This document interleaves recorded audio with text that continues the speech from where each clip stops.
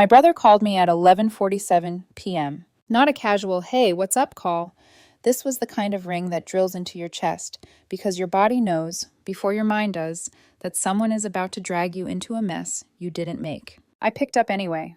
"Please," Jericho said, and I heard it instantly, the panic under the bravado. His voice was rough, like he'd been yelling at someone for hours. "You have to talk to Jennifer. You're close to her. She'll listen to you." I leaned against my kitchen counter, staring at the sink full of dishes I'd been ignoring because my life was already heavy enough. What happened now? He exhaled hard through his nose. "She's cheating. She's humiliating me. His words tripped over each other like he was trying to outrun the truth. "She won't stop. She won't even care that I know." I closed my eyes. In my head, I saw Jennifer's face. The exhausted version of her, the one who used to smile like it cost her nothing. Before marriage turned her into a woman who looked permanently braced for impact. "Jericho," I said carefully, "what do you want me to do?" "I want you to make her stop." His voice rose, sharp with entitlement. "Tell her she can't do this. Tell her to remember she's my wife." There it was, the line he always used when he wanted ownership to sound like love. My stomach tightened. I could almost smell the stale air of their living room, the one I'd walked into too many times, Jericho planted in front of a screen while Jennifer moved like a ghost behind him, cleaning up the life he refused to carry. "You want me," I said, slow and steady, "to convince the woman you financially trapped in an unfair prenup to stop acting like she's trapped." He went silent, then exploded. "So you're taking her side?" I let out a laugh that wasn't funny at all. "No, Jericho, I'm taking the side of consequences." "What the hell does that mean?" "It means," I said, my voice suddenly calm in a way that surprised even me, "you're finally getting what you built." He shouted my name like a warning, like I was a dog that had forgotten who owned the leash. But I wasn't 14 anymore. I wasn't the sister who stayed quiet to keep the peace in a family that practically worshipped him. "I'm not helping you," I said. "You had years to change. You only started trying when you realized you were losing control." Then he hissed, "You're supposed to be my sister." And I answered, with the truth that had been sitting in my throat for years. "Jennifer has been more family to me than you've been in a long time." I hung up. My phone vibrated again almost immediately, Mom's name lighting up my screen like an accusation. I didn't even have to answer to know what she'd say. "Marriage is sacred. Family helps family. Why are you doing this to your brother?" But the real question, the one nobody in my family ever asked, was simpler, and it burned. Why did family only matter when Jericho was the one suffering? People think being the younger sister means you grow up protected. For me, it meant I grew up watching how love moved through our house like electricity, always flowing toward the same person, always leaving the rest of us learning how to survive in the dark. Jericho was 3.5 years older than me, and in our family, that might as well have made him royalty. We also had an older sister, Kelly. She's the oldest at 34. Smart, steady, the kind of girl who never got into trouble because she didn't want to give our parents another reason to ignore her. And me? I was the quiet one who learned early that compliments were a limited resource, and Jericho was the one who collected them. Growing up, Jericho was the story our parents loved telling. He played football in high school. Friday nights were basically Jericho worship service. My dad would stand on the sidelines yelling himself hoarse, chest puffed out like he was the one making touchdowns. My mom would wear the team colors and smile too wide at other parents, like she had personally manufactured the golden boy everyone admired. Teachers loved him, coaches adored him, girls followed him like he had gravity. I still remember the way my mom used to say his name, Jericho, like it was something precious you didn't want to drop. Kelly and I did fine. We got good grades. We had friends. We weren't disasters. We just weren't Jericho. That was the pattern. Jericho shined, and the rest of us were expected to clap. When Jericho brought Jennifer home 6.5 years ago, I noticed something right away. She didn't treat Kelly and me like we were background characters in the Jericho show. Jennifer worked in finance even back then. She wasn't flashy about it, but you could tell she was someone who knew how to handle pressure. She had that composed, capable energy that makes you feel like she could walk into a crisis and come out holding a solution. Jericho had just finished college and was working at a sporting goods store. Everyone, including our parents, talked like that job was temporary, like he was destined for something bigger. "He'll find his path," my mom would say, waving her hand like the future was a buffet Jericho could casually choose from. Jennifer didn't seem to care that he wasn't making much money. She looked at him like she thought he was worth it anyway. And that should have been a sign to all of us. because Jericho heard "I love you" and translated it into "I don't have to try." The first year of their marriage looked normal from the outside. Jericho still had his job. Jennifer got promoted. They bought a house. Well, Jennifer bought a house. Jericho's name was on the deed, sure, but the down payment and mortgage came from Jennifer's income. The first time she told me that, she said it like it was nothing. "It's our home," she had said, smiling, stirring sugar into her coffee. "We're building something together." I nodded and smiled back, but something in me tightened. Not because I thought it was wrong for her to provide. Jennifer was brilliant and generous, but because I knew Jericho. I knew how easily he accepted good things as his birthright. Over the years, Jennifer and I got close in a way I didn't expect. Sometimes I talked to her more than I talked to my own brother. She would invite me out for lunch or shopping, or just to walk around a bookstore and pretend we weren't adults drowning in responsibility. She never acted like she was above us, even though, financially, she probably was. Kelly liked her too, but Kelly kept emotional distance from everyone. That's how she stayed sane in our family. Jennifer made room for me. And maybe that's why I felt it first when the marriage started to rot. Jericho quit his job. He said the hours were terrible. The pay wasn't worth it. He promised Jennifer he'd find something better. He said it casually, like this was just a small pivot in his journey. Like Jennifer's paycheck was some kind of safety net he was entitled to fall into. At first, Jennifer believed him. For a year, Jericho at least pretended to look for work. He'd mention resumes. He'd toss around the word interview like it was proof of effort. But nothing ever came from it. Then, eventually, he stopped pretending. Jennifer kept working. She kept getting promoted. Her income grew, her workload grew, her stress grew. Jericho stayed home. At first, he said he'd take care of the house while he looked for work. Cleaning, cooking, laundry. He did it for maybe 6 months. Then he stopped doing that too. I remember visiting one weekend and stepping over a pile of laundry in the hallway, the air smelling faintly sour like dishes had been sitting too long. In the living room, Jericho was sunk into the couch, eyes locked on a game, fingers moving fast like that was his full-time job. Jennifer walked past us carrying a laundry basket, hair pulled back, face tired, but still trying to look pleasant. "Hey," I said softly, because I didn't want Jericho to hear the worry in my voice. "Are you okay?" Jennifer smiled, but it didn't reach her eyes.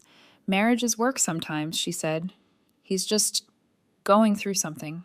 That phrase, "going through something," became her excuse for everything Jericho refused to be. Around 3 years into their marriage, Jericho changed physically. He gained a lot of weight, at least 70 pounds. The athletic, confident guy who used to fill a doorway with his presence turned into someone who barely left the house except to buy junk food or pick up takeout. His hair was always messy. He wore the same sweatpants for days. And when Kelly or I visited, he barely acknowledged us. Just a grunt, a flick of his eyes, then back to the screen. Jennifer changed too, but Jennifer's change was quieter, sadder. She lost weight, not in a healthy way. Her cheeks got a little hollow. Her smile started looking rehearsed. And the scariest part? She started blaming herself. I didn't understand at first how a woman that capable could shrink like that until I realized what constant rejection does to you. Not loud rejection, not dramatic. The kind that happens every day, in small ways. The kind where you slowly stop believing you deserve love that shows up for you. That was Jennifer's reality. And Jericho? Jericho was comfortable. Because in our family, Jericho had always been comfortable. Someone always there to catch him, excuse him, protect him from consequences, until Jennifer stopped catching him. And that's when my brother called me, begging for help, like the world had suddenly become unfair. There's a moment in every long disaster where you can no longer pretend it came out of nowhere. Looking back, I can see the exact point where Jennifer stopped hoping and started enduring, and Jericho mistook that silence for permission. The first cracks showed up in small, almost invisible ways. Jennifer stopped inviting people over. She used to love hosting. Simple dinners, nothing fancy, pasta, wine, laughter at the table. After a while, though, she'd text me last minute and cancel. "Too tired," she'd say. But when I'd stop by unexpectedly, I'd see why. Dishes stacked in the sink like a quiet accusation. Empty takeout containers on the coffee table. Laundry in sad little drifts across the floor. And Jericho always in the same spot, controller in hand, headphones on, screen glowing. Jennifer would move around him like he was a piece of furniture. I noticed something else too, the way Jericho talked to her. Not outright cruel. That would have been easier to call out. It was dismissive, casual, like her concerns were background noise. When she'd ask if he'd applied anywhere that week, he'd sigh dramatically. Can you not do this right now? When she suggested counseling, he'd scoff. There's nothing wrong with me. If you have a problem, go talk to someone. I watched Jennifer absorb those words like they were facts. About 4 years ago, she told me over lunch that she was going to try harder. That sentence still makes my chest tighten. She'd already been working long hours in finance, 10-hour days sometimes, and now she was planning to cut back so she could be more present at home. I think he feels neglected, she said, poking at her salad without really eating. Maybe if I'm around more, things will get better. I wanted to scream. Instead, I asked carefully, what about what you need? She smiled that tired, practiced smile. I can handle it. She booked a marriage counselor. Jericho refused to go. She bought him a gym membership. He never used it. She bought new clothes for him, upgraded electronics, things she hoped would spark something, motivation, gratitude, anything. When she tried to go to the gym with him, he accused her of nagging. Once, he told her she should focus on losing weight herself instead of worrying about him. I remember the exact look on Jennifer's face when she told me that story. Blank, like something had shut off. Which was insane because Jennifer looked like she could have stepped into a fitness ad without trying. Thin, toned, beautiful in a way that didn't need validation. Except she wanted it from the one person who refused to give it. Jericho rejected her constantly. Date nights canceled at the last minute because he was too tired. Intimacy brushed off with excuses. Headache, stress, disinterest. Jennifer bought lingerie once. She didn't tell me at first. She told me later, in a quiet voice, like it was a confession. He didn't even look at me, she said. He just turned back to his computer.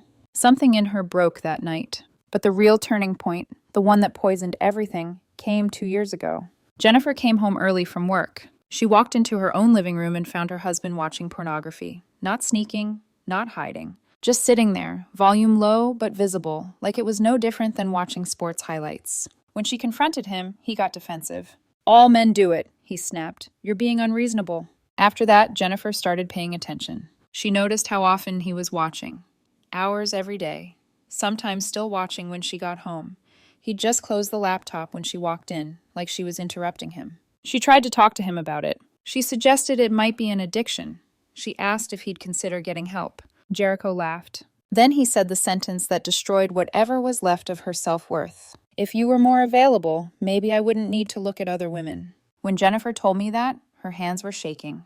I was available, she whispered. I was right there. I told her, firmly, that none of this was her fault. She didn't believe me. Because when someone rejects you over and over, your brain starts inventing reasons that hurt less than the truth. It's easier to believe you're not enough than to accept that the person you love simply doesn't care. For 3 years, Jennifer carried everything. She paid all the bills, did all the shopping, all the cleaning, all the cooking. Jericho contributed nothing. And every time she asked for help, he said, later. Later never came. I watched her disappear slowly. She stopped wearing makeup, stopped doing her hair, wore the same work clothes over and over because she didn't have the energy to shop for new ones. When we went out for lunch, she barely ate. I'm not hungry, she'd say. But I knew better. She was just too tired to even chew. She told me once quietly, I feel like I'm failing. If I were a better wife, he'd try harder. That's when I knew something was deeply, dangerously wrong. Because Jennifer wasn't failing. She was being drained by someone who had no intention of meeting her halfway. And Jericho? Jericho was still being protected. By his own laziness, by our parents' blind loyalty, by a system that let him do nothing and still live comfortably. Until the day Jennifer finally said the word that scared him. Divorce. And that's when the real war began. Jennifer told him she wanted a divorce on a Tuesday night. Not during a fight, not in the middle of a meltdown. She told him after dinner, when the dishes were still sitting in the sink, and the TV was murmuring in the background like it always did. Her voice was calm, almost eerily so. The voice of someone who had already done all her screaming in private. I'm done, she said. I can't do this anymore. Jericho stared at her like she'd just spoken a foreign language. What do you mean you're done?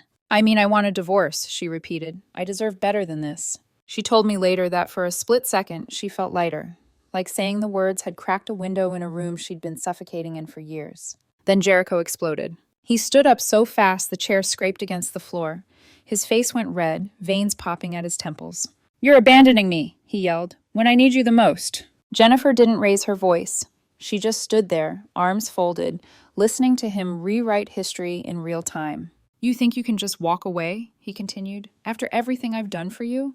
That's when she almost laughed. Everything he'd done for her, or everything he'd taken? When she didn't respond the way he wanted, his tone changed. Cold. Calculated. He told her he would make the divorce as difficult as possible. Then he mentioned the prenup. Jennifer froze. She hadn't even thought about it in years. Before they got married, Jericho had convinced her to sign a prenuptial agreement. He told her it was standard, that it protected both of them, that his parents insisted. Jennifer had trusted him. She didn't have her own lawyer review it. She didn't negotiate. She just signed, thinking love meant fairness by default. What she didn't know, what Jericho knew very well, was that the prenup was heavily weighted in his favor. The house would have to be sold. He'd get half. Her retirement accounts would be split. He'd be entitled to alimony for years. Money he'd never earned. Assets he'd never helped build. Jennifer met with a lawyer the next week. I sat across from her in my apartment as she told me what the lawyer said, her hands wrapped tightly around a mug that had long gone cold. The prenup will likely hold up, she whispered. I can fight it, but it would cost tens of thousands, and even then, I'd probably still lose. She looked at me then, eyes wide and hollow. He knew. Jericho knew. He had spent 6 years not working because he never needed to worry. He had insurance against consequences. Jennifer filed for divorce anyway. She hoped, naively maybe, that Jericho was bluffing. That once things got real, he'd back down. He didn't. He hired a lawyer immediately, a good one. He started the process of taking everything the prenup allowed. Jennifer's savings began evaporating into legal fees. Every invoice felt like punishment for daring to want out. She realized something terrifying. Even if she won her freedom, she would lose the life she'd worked for. She'd have to sell the house, downsize everything, start over financially while Jericho walked away with enough money to live comfortably for years. He didn't need to change. He just needed to wait her out. That's when Jennifer made the decision that shocked all of us. She withdrew the divorce filing. She told Jericho she'd stay married to him. When she told me and Kelly, we both begged her not to do it. It's not worth it, Kelly said. No amount of money is worth this. Jennifer shook her head slowly. You don't understand. I worked too hard to let him take everything from me. She swallowed, jaw tight. I'd rather be trapped than poor. That was the moment I realized how deeply Jericho had wounded her, not just emotionally, but strategically. They stayed married, but Jennifer stopped trying. She stopped cooking for him, stopped cleaning up after him, stopped asking him to change. She existed in the same house as him like a roommate who no longer cared about shared space. And then, about a year ago, she started staying out late. At first, she told Jericho she was working extra hours. He didn't question it. He was too busy staring at screens to notice the woman he'd broken slowly reclaiming her life. Then she told me the truth. She was seeing other people. And that was the moment everything shifted, from quiet endurance to open rebellion. When Jennifer told me she was seeing other people, my first reaction wasn't shock. It was exhaustion. The kind that settles into your bones when you realize someone has been bleeding quietly for so long that the wound feels normal to everyone else. We were sitting in her car outside my apartment, engine still running, the dashboard clock glowing an indifferent blue. She didn't look at me when she said it. I'm going on dates, she said simply. I've been sleeping with other men. I felt my chest tighten, not because I was scandalized, but because I knew exactly how much it must have taken for her to say that out loud. I didn't respond right away. I needed a second to organize the collision of emotions inside me. Loyalty, discomfort, empathy, and a deep, simmering anger on her behalf. You know how I feel about cheating, I said carefully. She nodded. I do. Then she finally looked at me, and the look on her face stopped me cold. She wasn't reckless. She wasn't smug. She wasn't even defensive. She looked awake. I tried everything, she said. For years. I begged him to choose me, to see me, to touch me, to care. I lost myself trying to be enough for someone who was perfectly comfortable letting me disappear. Her voice cracked, just slightly. I needed to feel like a person again. I thought about all the nights she'd gone home to a man who wouldn't look up from a screen. All the mornings she'd dragged herself to work after being rejected in her own bed. And suddenly the word cheating felt too small, too clean, too easy. I'm not judging you, I said finally. Her shoulders dropped like she'd been holding her breath for months. Thank you. Jennifer was careful. She never brought anyone to the house, never stayed out all night. She went out after work, came home late, slipped into bed while Jericho stayed exactly where he always was, on the couch, headphones on, detached from reality. He didn't notice. Or worse, he didn't care. And over the next few months, I watched Jennifer change. Not back into who she used to be, but into someone stronger. She started smiling again. Real smiles. She dressed better, not to impress anyone, but because she wanted to. She laughed more easily.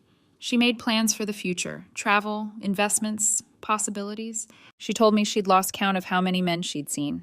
"I'm not proud of that," she said once, "but I'm not ashamed either. I spent years being unwanted. I'm taking back something that was taken from me." I didn't cheer her on, but I didn't try to stop her. Because what Jericho had done wasn't a single mistake. It was sustained neglect, weaponized dependence, and emotional abandonment stretched across 6 years. Then Jericho found out. I don't know how. Maybe someone saw Jennifer out with someone. Maybe he finally noticed she was never home. Maybe he looked through her phone. However it happened, he confronted her. He screamed. He called her names I won't repeat. He demanded she stop immediately. He threatened divorce. Jennifer didn't flinch. She told him something that changed the balance of power in that house forever. "The door is right there," she said. "You can leave whenever you want." Jericho laughed at first, until she kept talking. "This is my house, my income, my life. You live here because I allow it. If you want me to stop seeing other people, agree to a fair divorce. No prenup games. No taking what you didn't earn." She paused. "Otherwise, you don't get to control anything." That was the moment Jericho realized something terrifying. He was trapped. If he divorced her, he'd get money, but not enough to sustain the life he'd grown used to. He had no career, no momentum, no safety net beyond Jennifer. If he stayed, he'd have to live with the knowledge that she no longer belonged to him. So he stayed, and Jennifer kept living her life. When Jericho told me all of this on the phone that night, begging me to fix it, I didn't hear a man in pain. I heard a man panicking because his leverage was gone. And when he accused me of choosing Jennifer over my own blood, I knew the truth he couldn't accept. Family doesn't mean protecting someone from the consequences of their choices. Sometimes it means refusing to help them hurt someone else again. Once Jericho understood he was no longer in control, everything escalated. Not all at once, not dramatically. It escalated the way desperate people always escalate, quietly at first, then recklessly. A few months after Jennifer stopped pretending to be his wife in anything but name, Jericho decided he was ready to change. Suddenly, he had energy. He got a part-time job at a grocery store, started going to the gym, bought new clothes, lost some weight, cooked a few meals, cleaned the house. If he'd done any of that 4 years earlier, it might have mattered. Now it felt like a performance. Jennifer told me he'd stand in the doorway while she was getting ready to go out, watching her like he was trying to memorize her face. "I'm really trying," he'd say. "Don't you see that?" She'd nod politely. "I do." And then she'd leave. That indifference, that calm, detached kindness, was worse for him than screaming ever could have been. So Jericho tried something else. He started asking her to go to marriage counseling. Every day. He found a counselor who specialized in rebuilding broken marriages, printed out statistics, left pamphlets on the kitchen counter like evidence exhibits. Jennifer said no, every time. "The marriage is already over," she told him. "It's just still legally attached." Jericho cried, begged, promised he regretted the prenup, swore he'd agree to a fair divorce if she'd just try counseling first. She didn't believe him. He'd had months to offer fairness. He'd chosen leverage instead. When pleading didn't work, he got invasive. Jennifer started noticing comments that didn't make sense. "How was that restaurant downtown? Did you have fun at that bar last night?" Places she hadn't mentioned. One night, she checked her phone. There was a tracking app installed, one she hadn't downloaded. Jericho had been monitoring her movements for weeks. When she confronted him, he didn't deny it. "I'm your husband," he said. "I have a right to know where you are." That sentence chilled me when she told me, because it wasn't about love. It was about ownership. Jennifer deleted the app immediately, changed all her passwords, locked down her phone. Jericho panicked. That's when the love notes started.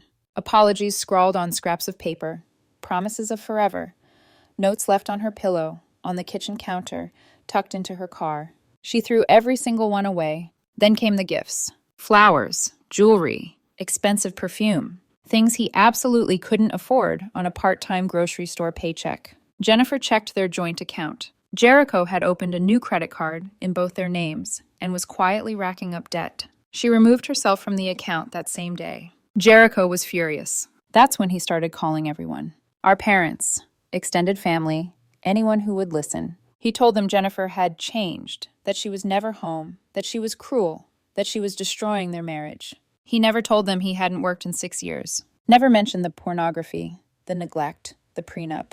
He made himself the victim. And because Jericho had always been the golden boy, they believed him. My parents showed up at my apartment one Saturday morning without calling. My dad did most of the talking. "You need to apologize to your brother," he said. "You're tearing this family apart." I asked him if he knew Jericho hadn't worked in 6 years. He said that was between husband and wife. I asked if he knew Jericho had tracked Jennifer's phone. He didn't answer. My mom cried, said I was being cruel, said Jericho was struggling and needed support.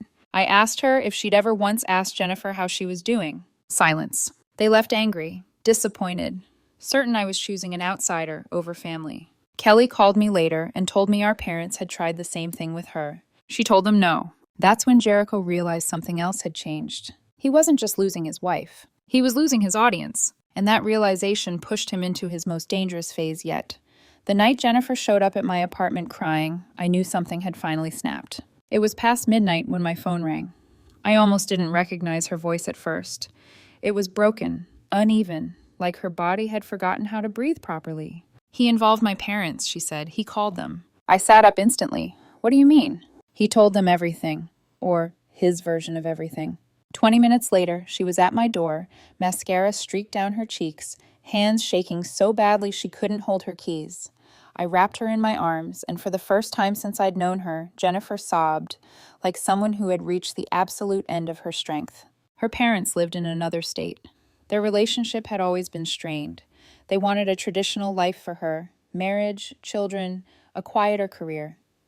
They'd never approved of how ambitious she was, how fiercely independent. Jericho knew that, and he used it. He told them she was cheating, that she'd become immoral, that she was destroying her marriage. He begged them to talk sense into her. They called her immediately. Jennifer tried to explain, tried to give context, tried to tell them about the years of neglect, the financial trap, the exhaustion. They didn't listen. Her mother called her disgusting. Her father said she was an embarrassment. They told her there was no excuse for adultery, that she needed to stop immediately and beg Jericho for forgiveness. Jennifer hung up on them mid-sentence. Then she blocked their numbers. Sitting on my couch, she stared at the wall like she was dissociating from her own life. "I feel like everyone's against me," she whispered. "Your parents, my parents, him. I did everything right for so long, and I still ended up here." That was her lowest point. Not the cheating, not the failed marriage, not even the financial trap.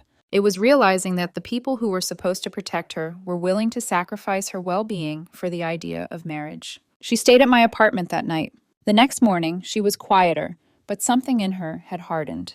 "I'm done playing nice," she said. "If he wants to make this ugly, I'll make it honest." That's when she kicked him out. She went home after work, looked Jericho in the eye, and told him to pack his things and leave. He refused. Said it was his house, too. Jennifer reminded him that she had paid for every single cent of it, and that if he didn't leave voluntarily, she would file for a restraining order. He laughed. So she called the police. She showed them months of messages, him begging, tracking her phone, opening credit cards without her permission. The officers told Jericho he needed to leave. He had nowhere to go. He moved back in with our parents. That's when everything collapsed.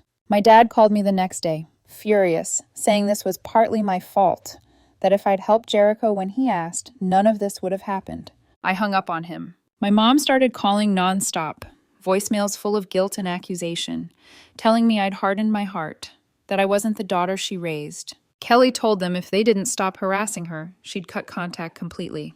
They stopped calling her. They doubled down on me. Meanwhile, Jennifer, finally alone in her own house, started to breathe. She redecorated, had friends over, laughed, slept through the night. But the damage wasn't over yet, because Jericho wasn't done trying to regain control. And the darkest moment wasn't behind us. It was still coming. The shift didn't happen loudly. There was no dramatic speech, no cinematic confrontation. It happened in silence, through paperwork, receipts, timestamps, and the slow, terrifying clarity that comes when the truth finally lines up all at once. A few weeks after Jericho was forced out of the house, Jennifer called me late one evening. Her voice wasn't shaking this time. "I hired a lawyer," she said, "a different one." That alone told me everything.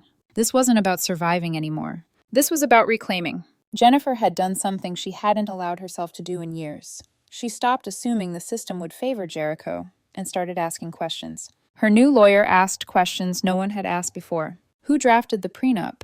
Did Jennifer have independent legal counsel? Was there full financial disclosure? Was there any indication of coercion or imbalance of power? Jennifer started pulling records. And the story Jericho had relied on for years, the one where he was clever and protected and untouchable, began to unravel. First, they discovered the prenup had been written by a lawyer. Jericho's family knew personally. Jennifer had never had her own attorney review it. She'd been told, explicitly, that it was standard and that she didn't need to worry. Her lawyer's face had gone very still when she heard that. "That's not standard," she'd said. "That's a problem." Then came the finances. Jennifer hired a private investigator, not because she wanted revenge, but because she needed answers. The investigator found a bank account, a small one, only a few $1,000s. But Jennifer had never known it existed. Jericho had hidden it, and that changed everything, because it proved intent. It showed he'd been thinking about money, control, and leverage long before the marriage started to collapse. The final piece fell into place when the lawyer reviewed the timing. Jennifer had been the primary, almost exclusive earner for the entirety of their marriage. Jericho hadn't just benefited from the prenup. He'd engineered his dependency on it. When Jennifer told me all of this, we sat in my living room, the lights low, the weight of it settling between us. "I thought I was powerless," she said quietly. "I thought he'd designed this perfectly." She looked at her hands, then back up at me. But he got sloppy. That was the turning point. Jennifer filed for divorce again. This time she didn't withdraw. This time she attached evidence. The hidden account, the lack of independent legal counsel, the unauthorized credit card debt, the tracking behavior, the harassment. Jericho was served papers at our parents' house. My father called me screaming. "She's trying to destroy him," he shouted. "She's leaving him with nothing." I said calmly, "He spent 6 years taking everything from her." Then I hung up. Jericho tried to contact Jennifer. She blocked him everywhere. He tried showing up at her work. Security wouldn't let him in. Then, because desperation makes people stupid, he waited for her outside her office. When Jennifer walked out, he grabbed her arm. She pulled away immediately and told him not to touch her. People were watching. Jericho dropped to his knees on the sidewalk, begging, crying, promising anything. Jennifer pulled out her phone and recorded everything. She didn't say a word. She got in her car and left. The next day, she filed for a restraining order. It was granted. For the first time in years, Jennifer wasn't reacting. She was directing. And Jericho, the golden boy who had always been saved, was finally running out of people willing to lie for him. The consequences didn't arrive all at once. They came in waves, quiet at first, then impossible to ignore. Jericho thought the restraining order was temporary, a dramatic overreaction that would blow over once everyone calmed down. He was wrong. The divorce process moved forward without him in control for the first time in his life. Jennifer's lawyer was methodical, precise, unmoved by emotional appeals. The evidence spoke for itself. The hidden bank account, the years of unemployment, the tracking app, the unauthorized credit card debt, the lack of independent legal counsel when the prenup was signed. Each detail chipped away at the image Jericho had relied on. Harmless, misunderstood, unlucky. In court filings, he wasn't a victim. He was a man who had positioned himself to benefit from a woman's labor while offering nothing in return. The judge ruled the prenuptial agreement unconscionable, thrown out completely. Jennifer kept the house. She kept the majority of her assets. Jericho received a small settlement, barely enough to cover a few months of rent. When my parents found out, they lost it. My mother showed up at my apartment again, crying so hard she could barely speak. "You let this happen," she accused. "If you had helped him at the beginning, none of this would have gone so far." I told her the truth she refused to hear. Jericho let this happen the moment he decided Jennifer existed to support him instead of being his partner. She called me heartless and left. After that, my parents stopped calling. They blamed Jennifer. They blamed me. They blamed everyone except the person who had created the disaster. Kelly cut contact with them completely. "I can't keep pretending this is normal," she told me. They'd rather protect a lie than admit they failed him. Jericho moved out of our parents' house a month later. He couldn't stand being the disappointment in a place that once treated him like a trophy. He rented a small apartment across town. He still worked part-time at the grocery store. Kelly saw him once, by accident. She said he looked like a ghost, thinner, pale, hollowed out in a way that had nothing to do with health and everything to do with reality finally catching up. He tried to contact me one last time. A letter, 5 pages long, apologies, regrets, wishes for forgiveness. A lot of words about how he wished he could go back and do things differently. I threw it away without finishing it. Because apologies don't erase years of choices. Meanwhile, Jennifer flourished. Without Jericho in her house, her life expanded. She hosted dinners, took trips, started planning long-term again. Not survival plans, but dreams. She told me once, quietly, I didn't realize how much space he was taking up until he was gone. She never gloated, never celebrated his downfall. She simply lived well. And that, more than anything, was the final consequence Jericho couldn't escape. Ban kamuntip tok fantip teochum.